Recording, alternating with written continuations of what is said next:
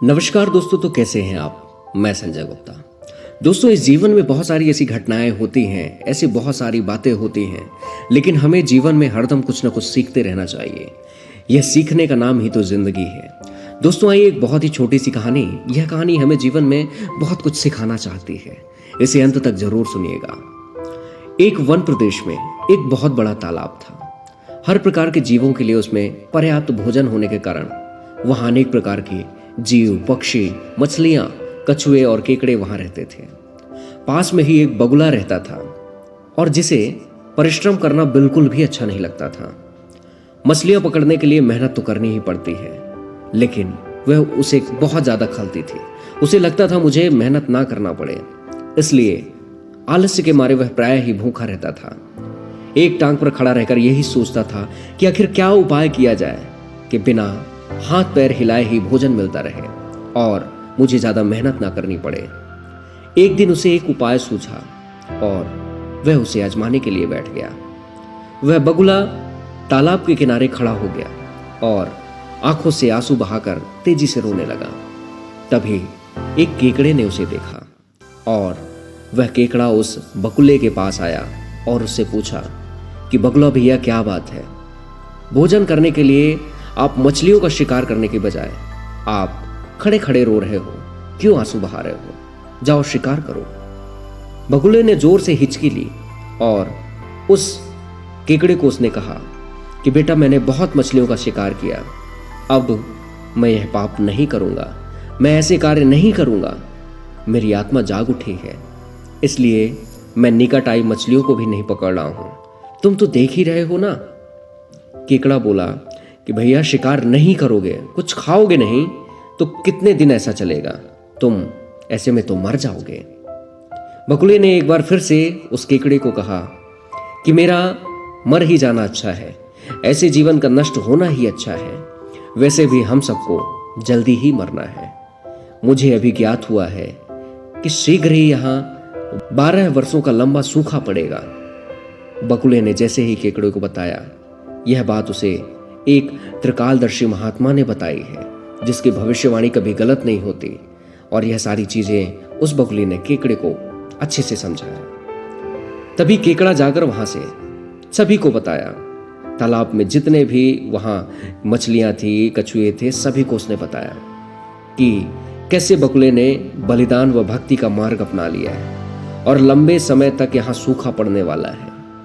उस तालाब के सारे जीव, मछलियां, कछुए, केकड़े, बतख, सारस आदि दौड़े दौड़े उस बगुले के पास आते हैं और बोलते हैं कि बगुला भैया, बगुला भैया, अब तुम ही हमें कोई बचाव का रास्ता बताओ, अपनी अक्ल लड़ाओ, तुम तो महाज्ञानी ही हो। तब उस बगुले ने कुछ सोचकर बताया कि वहां से कुछ कोस दूर एक जलाशय है, जिसमें पहाड़ी झरना बहकर गिरता है।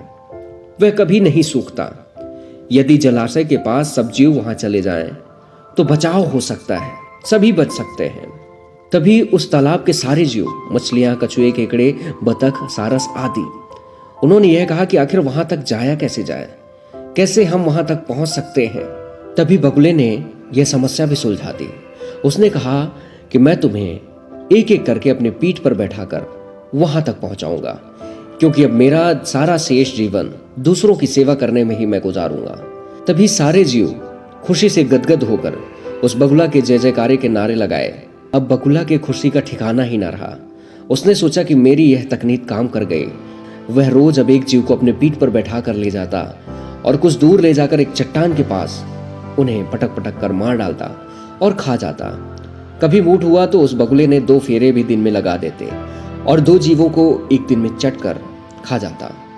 इस प्रकार से तालाब में अब जीवों की संख्या धीरे धीरे घटने लगी और चट्टान के पास जीवों की हड्डियों का एक ढेर सा लग गया। इतने में ही उस बगुले की सेहत बहुत अच्छी होने लगी। वह खा खाकर बहुत मोटा हो गया। मुख पर लाली आ गई, पंख चर्वी के तेज जैसे चमकने लगे।